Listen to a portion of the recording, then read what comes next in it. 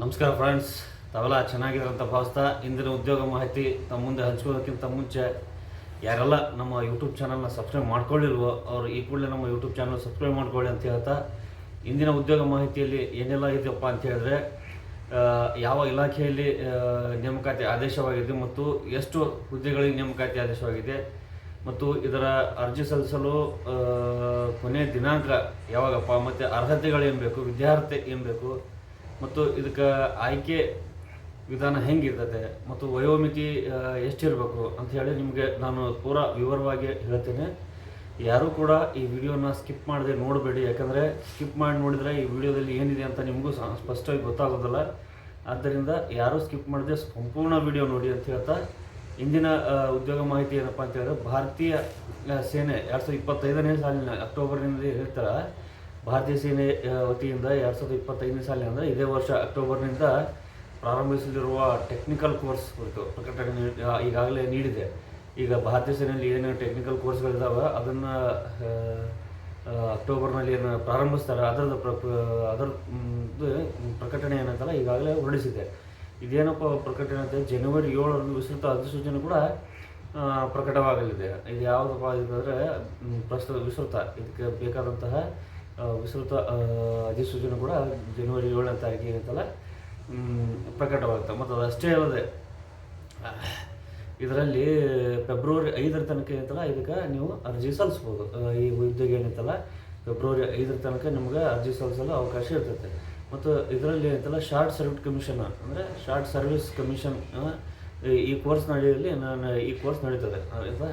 Short service ಕಮಿಷನರ್ನಲ್ಲಿ ಈ course ನಡೆಯುತ್ತದೆ. ವಿಧೇಯರು ಮತ್ತು ಭಾರತೀಯ ಸೇನಾ ಸಿಬ್ಬಂದಿ ಕುಟುಂಬದ ಅವಲಂಬಿತರು ಅಂದರೆ ಯಾರೆಲ್ಲ ಸೇನೆಯಲ್ಲಿ ಕಾರ್ಯನಿರ್ವಹಿಸೋದು ಅವ್ರ ಕುಟುಂಬದ ಅವಲಂಬಿತರಿದ್ದಾರೆ, ಅವರಿಗೂ ಸಹ ಇದಕ್ಕೆ ಅರ್ಜಿ ಸಲ್ಲಿಸೋಕೆ ಅವಕಾಶ ಇದೆ. ಮತ್ತು ಅದಷ್ಟೇ ಅಲ್ಲದೆ ಇದು ಹುದ್ದೆಗಳು ಎಷ್ಟಿದಾವಪ್ಪ ಅಂತ ಹೇಳಿದ್ರೆ 350ಕ್ಕೂ ಅಧಿಕ ಹುದ್ದೆಗಳ ನೇಮಕಾತಿ ಅಂತಲ್ಲ ಈ ಸಲ ಏನಂತಾರೆ ಭರ್ತಿ ಮಾಡ್ಕೋತಾರೆ. 350ಕ್ಕೂ ಅಧಿಕ ಹುದ್ದೆಗಳಂತಲೂ ಭರ್ತಿ ಮಾಡ್ಕೊತಾರೆ. ವಿಸ್ತೃತ ಅಧಿಸೂಚನೆ ಈ ಬಾರಿ ನೇಮಕಾತಿ ವಿವರ ಸಿಗಲಿದೆ. ಅಂದರೆ ಈಗ ಈಗ ಜನವರಿ 7ನೇ ತಾರೀಕು ಏನು ವಿಸ್ತೃತ ಅಧಿಸೂಚನೆ ಪ್ರಕಟ ಆಗುತ್ತಲ್ಲ, ಅದರಲ್ಲಿ ಇದಕ್ಕೆ ಎಷ್ಟು ವಯೋಮಿತಿ ಮತ್ತು ಏನು ಅರ್ಹತೆಗಳು ಬೇಕು ಅವೆಲ್ಲ ಏನಂತಲ್ಲ ಇದರಲ್ಲಿ ಸಿಗುತ್ತೆ. ಮತ್ತು ಎಷ್ಟು ಅನುಭವಗಳನ್ನು ಬೇಕು ಮತ್ತು ಯಾವ ಥರ ಕೆಲಸ ಅಂಥೇಳಿ ನಿಮ್ಗೆ ಆ ಜನವರಿ 7ರ ಅಧಿಸೂಚನೆಯಲ್ಲಿ ನಿಮ್ಗೆ ಸಂಪೂರ್ಣ ಮಾಹಿತಿ ಸಿಗುತ್ತದೆ. ಮತ್ತು ಅದಷ್ಟೇ ಇದಕ್ಕೆ ಅರ್ಹತೆಗಳು ಏನು ಬೇಕಪ್ಪ ಅಂತ ಹೇಳಿದ್ರೆ, ಅರ್ಹತೆಗಳು ಸಿವಿಲ್ ಇರಬೇಕು, ಮತ್ತು ಕಂಪ್ಯೂಟರ್ ಸೈನ್ಸ್, ಎಲೆಕ್ಟ್ರಿಕಲ್ ಮತ್ತು ಎಲೆಕ್ಟ್ರಾನಿಕ್ ಮತ್ತು ಮೆಕ್ಯಾನಿಕಲ್ ಹಾಗೂ ಏನಂತಾರೆ MSc ಇಂಜಿನಿಯರಿಂಗ್ ವಿಭಾಗದಾಗ ಅಭ್ಯರ್ಥಿಗಳು ಕೋರ್ಸನ್ನು ಆಯ್ಕೆ ಮಾಡ್ಕೊಂಡಿರ್ಬೇಕು. ಅದರಲ್ಲಿ ಉತ್ತೀರ್ಣ ಸಹ ಆಗಿರ್ಬೇಕು. ಅದರಲ್ಲಿ ಯಾರೆಲ್ಲ ಉತ್ತೀರ್ಣ ಆಗಿರ್ತಾರೋ ಅವ್ರು ಏನಂತಾರೆ ಅರ್ಜಿ ಸಲ್ಲಿಸ್ಬೋದು. ಈ ವಿಷಯಗಳಿಗೆ ಅಥವಾ ಇದಕ್ಕೆ ಪೂರಕವಾದ ಈಗಾಗಲೇ ಇಂಜಿನಿಯರಿಂಗ್ ಪದವಿ ಪೂರ್ಣಗೊಳಿಸಿರ್ಬೇಕು. ಈ ವಿಷಯದಾಗ ಈ ಜನವರಿ 7ರ ವಿಸ್ತೃತ ಅಧಿಸೂಚನೆ ಪ್ರಕಟವಾಗೋದಕ್ಕಿಂತ ಮುಂಚೆನೇ ನೀವು ಇದರಲ್ಲಿ ಏನಂತಲ್ಲ ಈ ಪದವಿಯನ್ನು ಪೂರ್ಣಗೊಳಿಸಿರ್ಬೇಕು. ಅದಷ್ಟೇ ಅಲ್ಲದೆ ಇದಕ್ಕೆ ವಯೋಮಿತಿ ಏನಪ್ಪ ಅಂತ ಹೇಳಿದ್ರೆ, ಅಭ್ಯರ್ಥಿ ಕನಿಷ್ಠ 20 ವರ್ಷದಿಂದ 27 ವರ್ಷ ಒಳಗೆ ಇರಬೇಕು. ಯಾರೆಲ್ಲ 20ರಿಂದ 27 ವರ್ಷದ ಒಳಗಿದ್ದೀರೋ ಅಂಥವ್ರಿಗೆ ಏನಂತಲ್ಲ ಇದಕ್ಕೆ ಅರ್ಜಿ ಸಲ್ಲಿಸಲು ಅವಕಾಶ ಇರ್ತದೆ.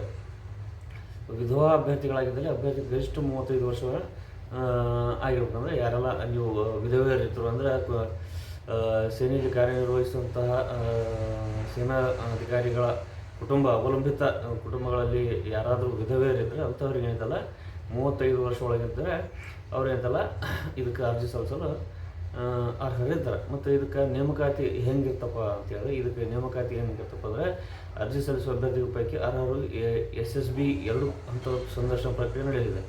ಅಂದರೆ 2 ಹಂತದ SSB ನಿಯಮದ ಪ್ರಕಾರ 2 ಹಂತದ ಸಂದರ್ಶನವನ್ನು ನಡೀತಾವೆ. ಮತ್ತು ಇದು 5 ದಿನಗಳ ಕಾಲ ಇದು ಎಷ್ಟು ದಿನ ನಡೀತಪ್ಪ ಇದು ಸಂದರ್ಶನ ಅಂದರೆ 5 ದಿನಗಳ ಕಾಲ ನಿಮ್ಗೆ ಇದು ಸಂದರ್ಶನ ಏನಂತಲ್ಲ ನಡೀತದೆ. ಮತ್ತು ಈಗ ಎಲ್ಲಪ್ಪ ಸಂದರ್ಶನ ನಡೀತದೆ ಅಂದರೆ ರಾಜ್ಯದ ಬೆಂಗಳೂರು ಸೇರಿದಂತೆ ವಿವಿಧ ಕಡೆ ಅಂದರೆ ನಮ್ಮ ರಾಜ್ಯದಾಗ ಅಂದರೆ ಬೆಂಗಳೂರಾಗಿರ್ತದೆ. ಮತ್ತು ಆಯಾ ರಾಜ್ಯದ ರಾಜಧಾನಿಗಳ ಮತ್ತು ಅಥವಾ ಈ ಭಾರತೀಯ ಸೇನೆ ನಿಗದಿಪಡಿಸುತ್ತಲ್ಲ ಸ್ಥಳದಲ್ಲಿ ಆ ಸ್ಥಳದಲ್ಲಿ ಏನೈತಲ್ಲ ಈ ಸಂದರ್ಶನ ಏನೋ ನಡೀತೈತೆ. ಅದಷ್ಟೇ ಅಲ್ಲದೆ ಆಯ್ಕೆಯಾದವರಿಗೆ ಚೆನ್ನೈ ಆಫೀಸರ್ಸ್ ಅಕಾಡೆಮಿಯಲ್ಲಿ 49 ವಾರಗಳ ತರಬೇತಿ ನೀಡಲಾಗುವುದು. ಇದಕ್ಕೆ ಯಾರೆಲ್ಲ ನೀವು ಆಯ್ಕೆ ಆಗ್ತಿರಲ್ಲ, ಇದು ಆ ನಿಯಮದ ಭಾರತೀಯ ಸೇನೆ ನಿಯಮದ ಪ್ರಕಾರ ಯಾರೆಲ್ಲ ಆಯ್ಕೆ ಆಗ್ತಾರೆ ಅಂಥವ್ರಿಗೆ ಅಂತಲ್ಲ 45 ವಾರಗಳ ತರಬೇತಿ ನೀಡಲಾಗುತ್ತದೆ. ಮತ್ತು ತರಬೇತಿ ಯಶಸ್ವಿಯಾದವರಿಗೆ ಪೋಸ್ಟ್ ಗ್ರ್ಯಾಜುಯೇಟ್ ಅಂದರೆ ಇದರಲ್ಲಿ ಯಾರೆಲ್ಲ ನೀವು ತರಬೇತಿಯನ್ನು ಯಶಸ್ವಿಯಾಗಿ ನಿರ್ವಹಿಸ್ತೀರೋ ಅವ್ರಿಗೆ post graduate diploma in defence management and strategic studies ಎಂಬ ಪ್ರಮಾಣ ಪತ್ರವನ್ನು ಕೊಡ್ತಾರೆ. ಯಾರೆಲ್ಲ ನೀವು ಇದು ಪೂರ್ಣಗೊಳಿಸ್ತೀರೋ ಅವರಿಗೆ ಈಗ ನಾನು ಹೇಳಿದಂತಹ ಒಂದು ಪ್ರಮಾಣ ಪತ್ರ ಸಹ ಕೊಡ್ತಾರೆ. ನೇಮಕಗೊಂಡ ಅಭ್ಯರ್ಥಿಗಳಿಗೆ ಏನೈತಲ್ಲ ಆರಂಭಿಕ ಲೆಫ್ಟಿನೆಂಟ್ ಆಗಿ ಕಾರ್ಯನಿರ್ವಹಿಸ್ತಾರೆ. ಅಂದರೆ ಯಾರೆಲ್ಲ ನೇಮಕ ಆಗ್ತಾರೋ ಫಸ್ಟ್ ಪ್ರಾರಂಭಿಕವಾಗಿ ಲೆಫ್ಟಿನೆಂಟ್ ಆಗಿ ಕಾರ್ಯನಿರ್ವಹಿಸಿರುತ್ತೆ.